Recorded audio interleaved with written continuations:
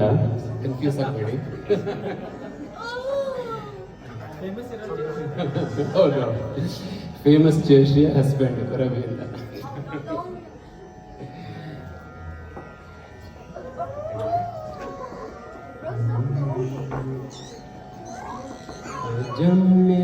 अजन्यविकल्पं निराकारमेकम् अजन्यविकल्पं निराकारमेकं निरानन्दमानन्दमद्वैतपूर्णं परं निर्गुणं निर्विशेषं निरीहं परब्रह्मरूपं गणेशं भजेम.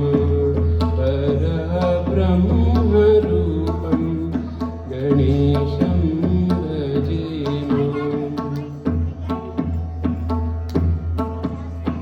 गुणातीतमानं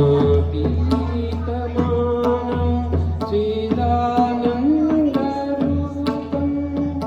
चिदाभास्करं सर्वगम्यानगम्यं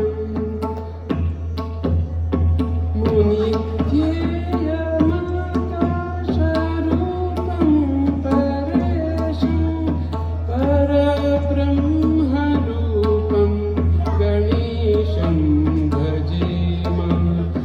परब्रह्मरूपं गणेशं भजेम.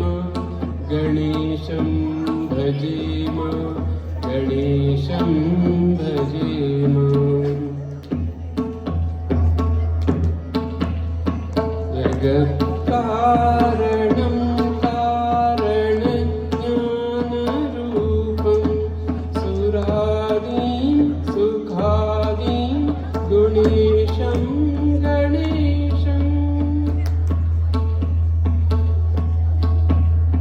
जगद्व्यापिनं विश्ववन्द्यं सुरेशं परब्रह्मरूपं गणेशं भजेम. परब्रह्मरूपं गणेशं भजेम. गणेशं भजेम. गणेशं भजेम. गणेशं भजेम.